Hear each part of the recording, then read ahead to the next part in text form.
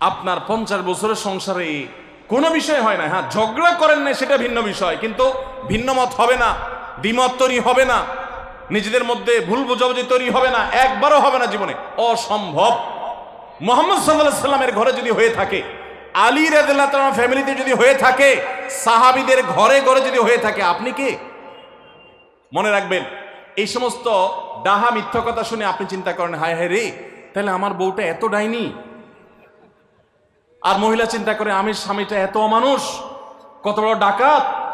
দেখো তারা স্বামী স্ত্রী জীবনে কোনো কথা হয় না, আর আমার স্বামী ডেইলি একবার মা বাপ তুলে না গালিগালাজ করলে তার বাটের পেটে ব্যথা হজম হয় না।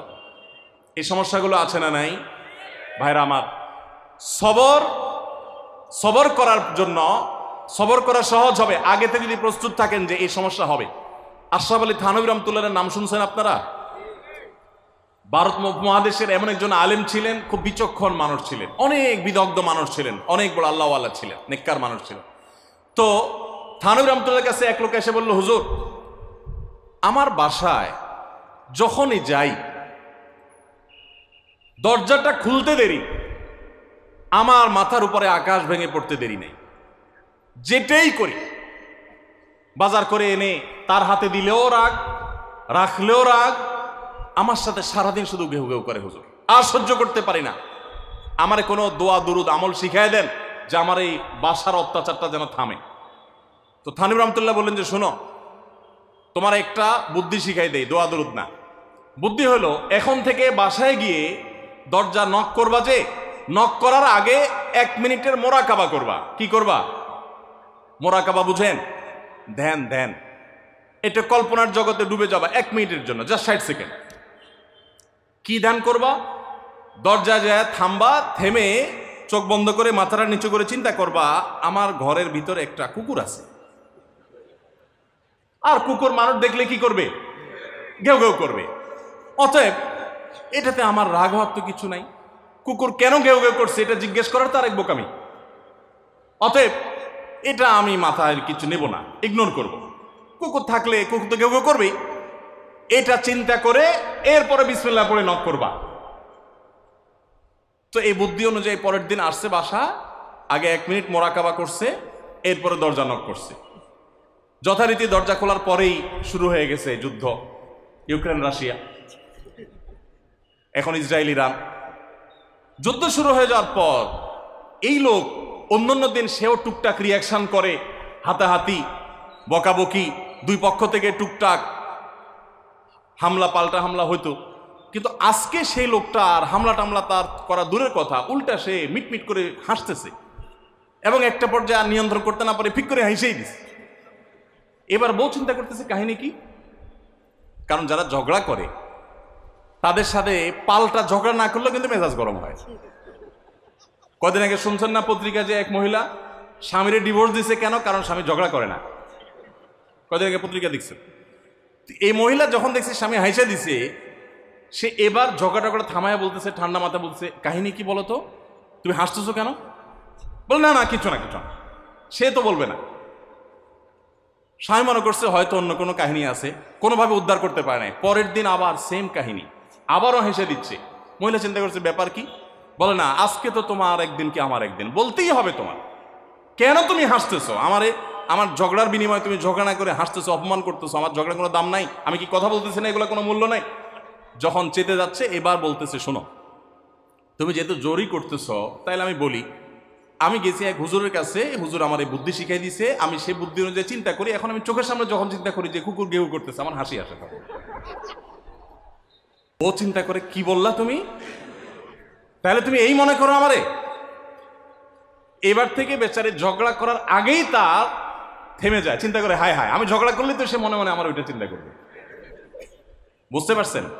দাম্পত্য জীবনে একটু বুদ্ধিশুদ্ধি করে না চললে, শুধুমাত্র সোজা হয়ে দোয়া দুরুদ পড়বেন আর সব সোজা হয়ে যাবে, শুয়ের মধ্যে এত সোজা না, একটু বুদ্ধিশুদ্ধি খাটায় চলতে হয় এবং সবর করতে হয়। এই যে ভদ্রলোক যদি সবর না করতেন, তাহলে মারামারি কাটাকাটি করে কখনো সমাধান হয় না। স্বামী স্ত্রী উভয়কেই আমরা এই যে ঘটনা বলেছি, এই ঘটনার মাধ্যমে কাউকে ছোট করার উদ্দেশ্য না, জাস্ট বোঝানোর উদ্দেশ্য। এটা বিপরীত দিক থেকেও হতে পারে যে আমরা সবর করতে হবে দাম্পত্য জীবনে।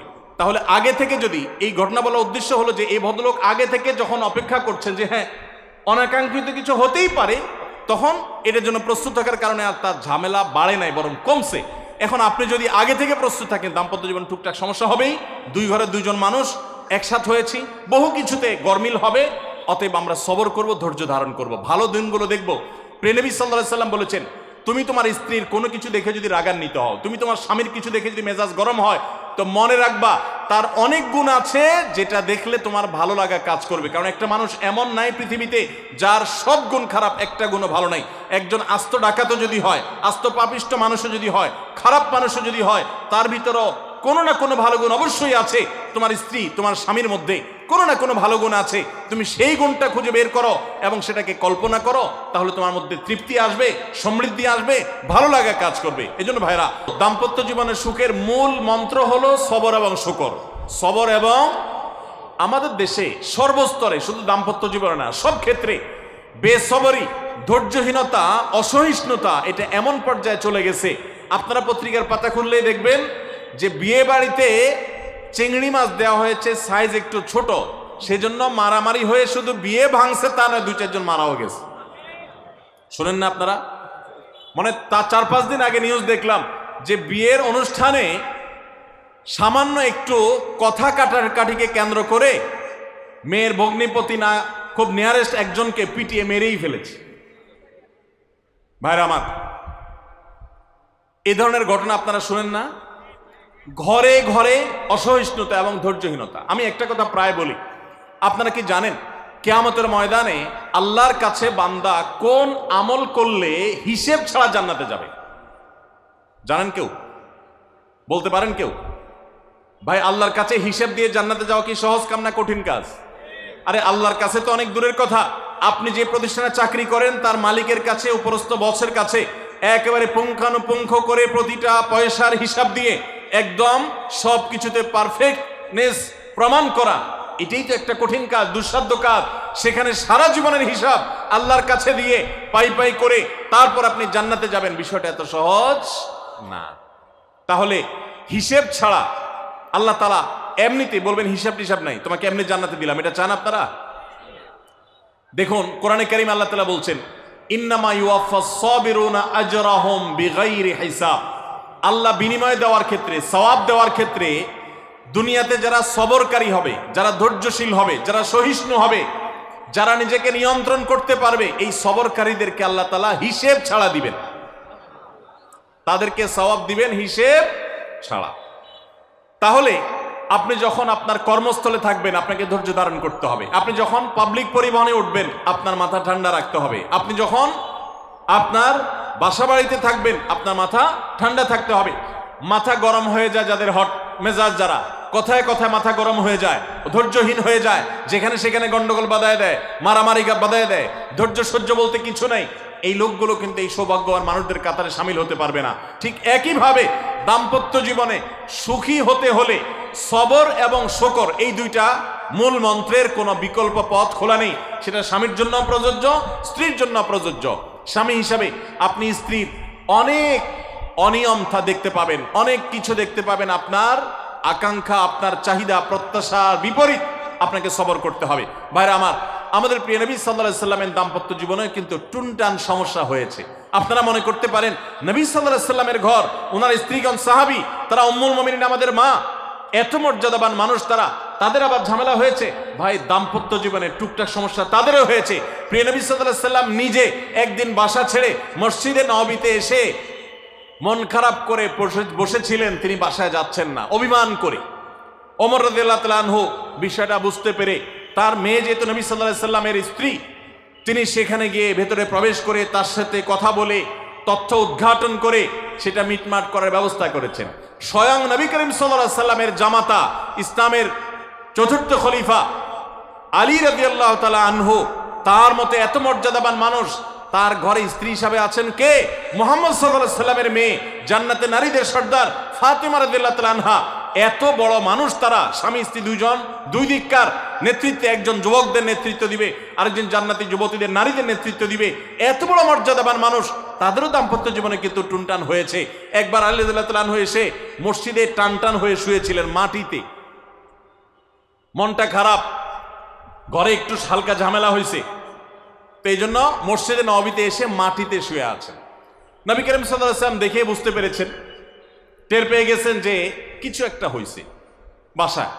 তখন তিনি জামাইকে ডেকে বললেন, কমিয়া আবা তুরাব, এ মাটির বাপ, মাটিতে শুয়ে আছেন, এজন্য রসিকতা করে বললেন, এ মাটির বাপ উঠো, দাঁড়াও দেখি কি হয়েছে বলো। ভাইরা আমার, দাম্পত্য জীবনে টুকটাক সমস্যা হবেই হবে। যারা বিয়ে করেন নাই আগে থেকে প্রস্তুত থাকেন, বুকে পিঠে ছালার বস্তা সব বেঁধে রেডি থাকেন।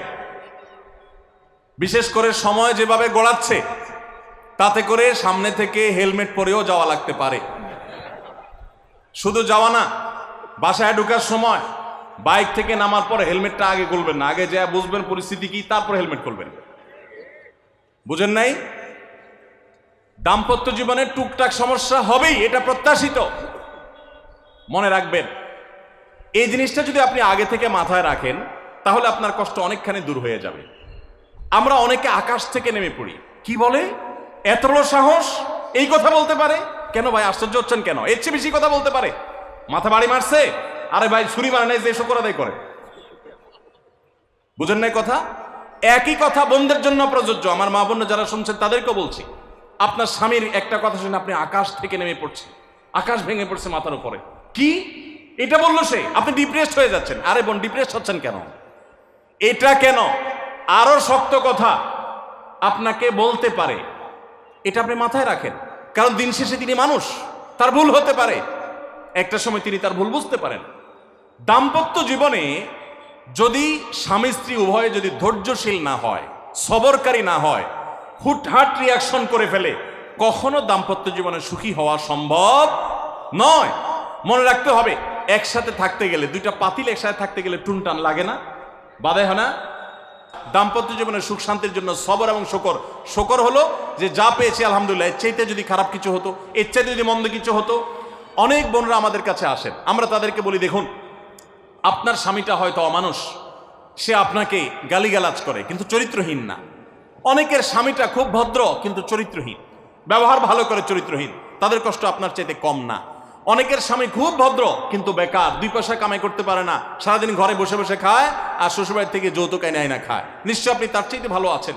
মানুষ এভাবে যখন ভালো দিকগুলো চিন্তা করবে, তখন তার ভিতরে শকর আসবে। তাহলে দাম্পত্য জীবনে সুখ শান্তির জন্য তৃতীয় করণীয় হলো সবর এবং শকরের চর্চা করা। আল্লাহ আমাদের সবাইকে তৌফিক দান।